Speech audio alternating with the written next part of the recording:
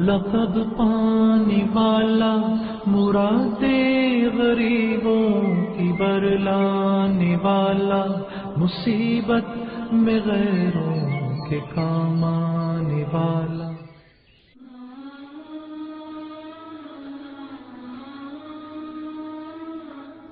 جوانی، اتنے گناہ آلود ماحول، بری سوسائٹی اور مذموم گرد و پیش میں محمد کی جوانی کا آغاز ہوا صلی اللہ علیہ وسلم.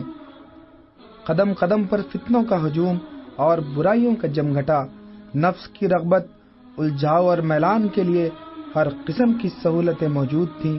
میخانے بھی تھے اور شاہدان سیمی بدن کے قلوت کدے بھی. قمار خانوں کی بھی کثرت تھی اور نغمہ اور رقص کی محفلوں کی بھی بہتات. وہاں فحش کاری کے اڈے بھی تھے اور بد اخلاقی کے مرکز بھی. جس طرف جائیے برائیوں کے پھندے لگے تھے اور بد چلنی کے دام بچھے تھے. چھوٹے بڑے، مرد عورتیں، سب کا ایک ہی رنگ تھا. اس سراپا معصیت ماحول میں عبداللہ کے در یتیم محمد نے انتہائی تقویٰ، طہارت، پاکیزگی اور خوش اخلاقی کے ساتھ دور جوانی اور عہد شباب گزارا صلی اللہ علیہ وسلم. وہ ان قاتلوں، سفاکوں اور لٹیروں میں تنہا صلح و سلامتی کا پیامبر، چوروں، رہزنوں، پیامہ شکنوں اور جھوٹوں میں اکیلا صادق الوعد اور امانت دار، جواریوں، شرابیوں، زانیوں اور بدکاروں میں تنہا متقی، پرہیزگار اور نیک کردار تھا.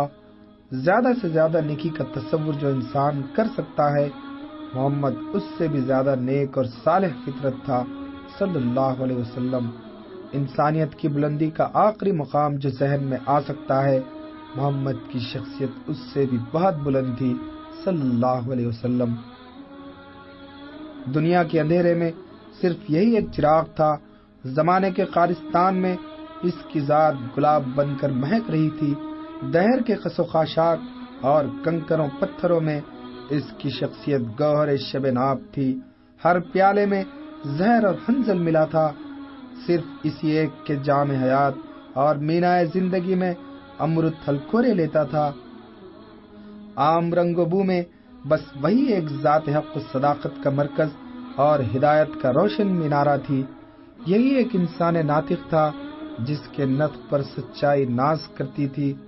شیوخ قریش میں تذکرے ہوتے، یہ عبداللہ کا بیٹا محمد تو کنواری لڑکیوں سے زیادہ شرمیلا اور باحیا ہے صلی اللہ علیہ وسلم. راستے میں چلے گا تو آنکھیں جھکائے ہوئے، وقار و متانت کے ساتھ. ایھا الاخوان، نہ جانے یہ نوجوان آگے چل کر کیا بننے والا ہے. اس انداز کا شریف، سچا اور نیک کردار آدمی ہم نے نہ تو دیکھا نہ کانوں نے سنا.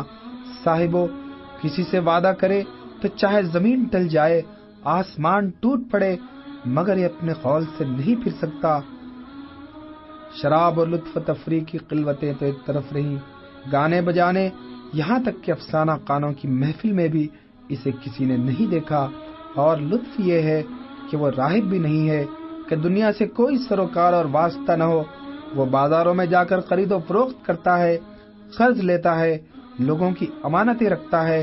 ملک شام تک کے بازار اسے تاجر کی حیثیت سے جانتے ہیں، مگر اس کے ہر کام میں انتہائی درجے کی سچائی، دیانتداری اور عدل پایا جاتا ہے.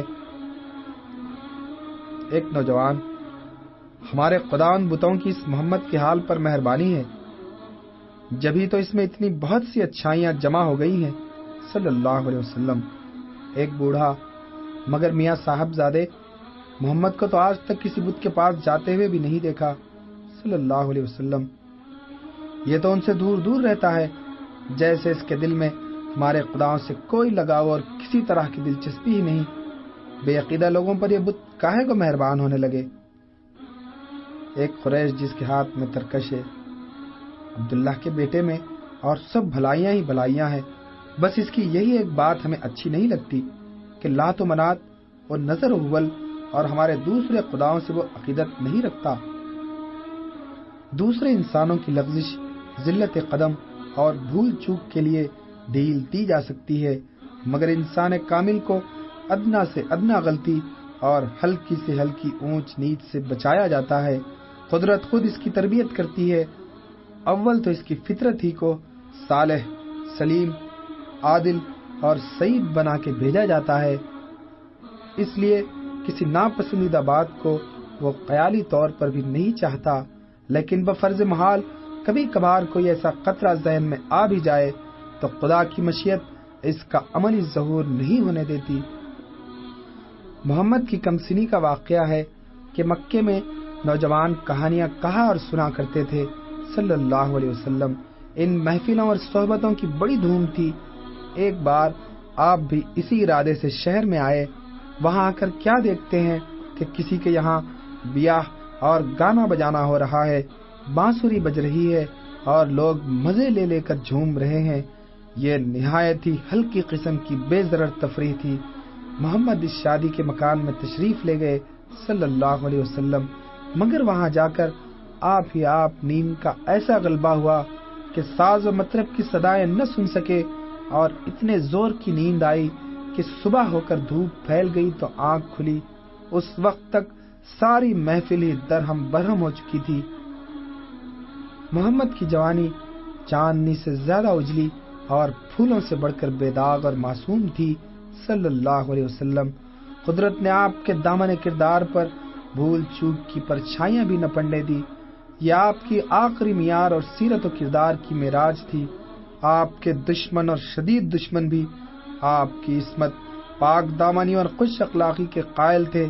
تاریخ نہیں بتا سکتی کہ محمد کے کسی دشمن نے آپ کے کردار کے بارے میں کسی قسم کے شک کا اظہار کیا ہو صلی اللہ علیہ وسلم۔ خون کے پیاسے اعداء نے آپ کے پیغام کو جھٹلایا، سارے عرب کو آپ کے خلاف جنگ کے لیے کھڑا کر دیا، لیکن کوئی شخص آپ کی زندگی اور ذات و شخصیت پر تہمت نہ لگا سکا صلی اللہ علیہ وسلم۔ محمد کی سچائی، امانت، راست بازی اور عدل و نیکوکاری سے متاثر ہو کر قوم نے آپ کو امین کا خطاب دیا صلی اللہ علیہ وسلم۔ سب لوگ آپ کا احترام کرتے تھے۔ بوڑھے بوڑھے قریش محمد کی بڑائی اور عظمت کو محسوس کر کے عزت کرنے کے لیے مجبور ہو جاتے صلی اللہ علیہ وسلم۔ جدھر سے آپ گزرتے لوگوں میں چرچے ہونے لگتے کہ عبداللہ کا نیک، سچا اور پرہیزگار بیٹا جا رہا ہے، اور پھر آپ کی تعریفیں ہوتی کہ اس میں یہ خوبیاں ہیں، یہ بڑائیاں ہیں۔